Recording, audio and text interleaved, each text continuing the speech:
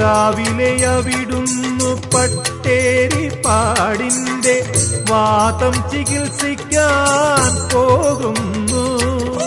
നാരായണീയമാ ദക്ഷിണയും വാങ്ങി നേരെ മധുരയ്ക്കു മടങ്ങുന്നു. ജീവിത ഭാഷ കാവ്യത്തിൽ പിഴയുമായി പൂന്താനം പോലെ ഞാനിരിക്കുന്നു. കൃഷ്ണ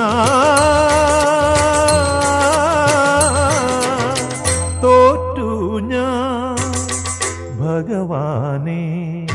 ഹരികാംബോജി രാഗം പഠിക്കുവാൻ ഗുരുവായൂരിൽ ചെന്നു ഞാൻ.